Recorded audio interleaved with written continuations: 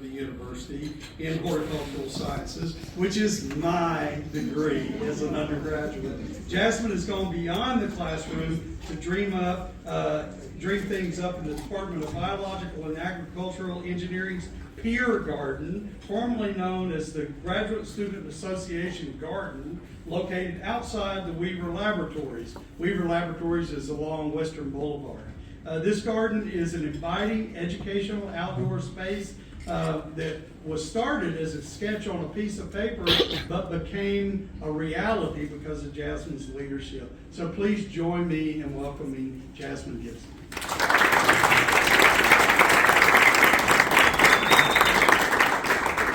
Good evening. I want to take a second to really take this in. I'm so excited to be here. I'm Jasmine Gibson, and I'm going to do my best to share my academically stimulating and professionally maturing time at NC State with the few minutes I have with you today.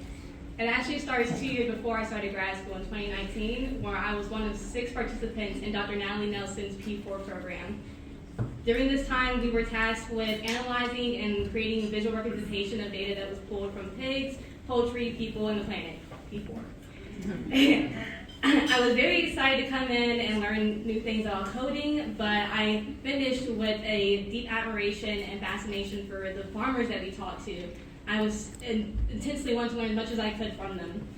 That deepened even further after my internship with the Natural Resource Conservation Services in 2020. It was at this point that I had dropped my only plan to join the Peace Corps and the Go For Graduate program that best aligned my career, my undefined path to an agricultural career.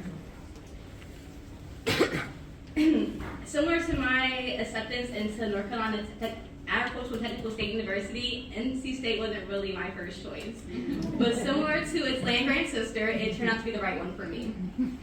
I knew coming in that my interest in agricultural education and food security didn't quite line up with the stormwater infrastructure and engineering design trope of Dr. William Hunt, but I was determined to find some connections in those.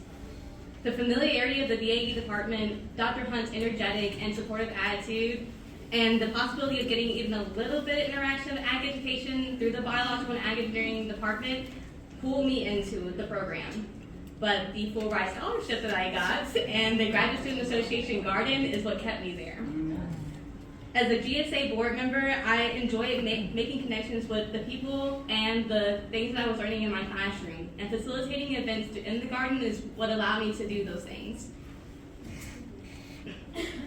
I understood after a while that this sentiment was echoed with other students, and so I became very obsessed with the idea of turning the space into a symbol of reconnection and restoration. However, after a year of just keeping my head above water in engineering, but still finding a lot of joy in the garden, I made the difficult decision to renounce my full ride scholarship and transfer over to horticultural science. Here I was able to pursue that joy and keep going with the garden. Here in Dr. Helen Krause's plant nutrition class, I was able to reconnect with my passion for living things and with learning patterns that better align with my environment. Here, under the advisement of Dr. Ann Stafford and Remy Ham, I also found my calling in agricultural program development. And here is where I balance my coursework with my part-time job as a program coordinator, later turned program manager, at Nature for Justice, a nonprofit dedicated to serving Black, Indigenous, and farmers and other farmers of color across North Carolina. Here I was thriving, and I was just getting started with the garden.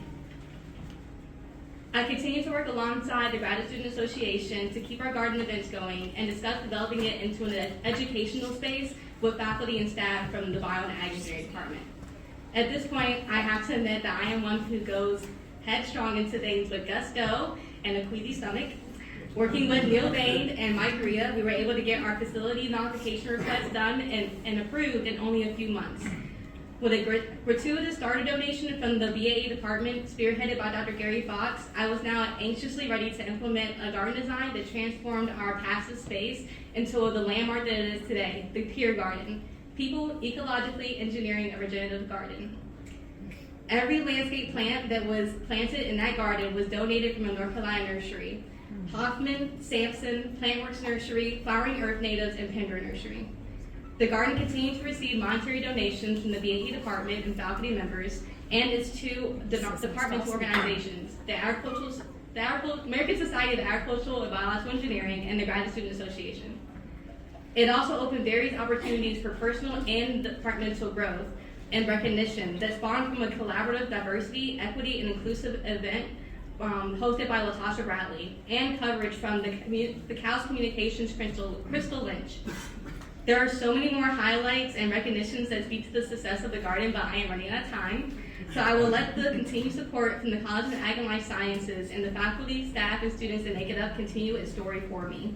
Now, as an alumna, it's difficult to say goodbye to the project I didn't know was waiting for me, but changed my life for the better. I can only pray and hope it continues to be an inclusive space for students to bring science and engineering to life, and provides a space for them that allows them to relax, relate, and release. Thank you. Go Cats.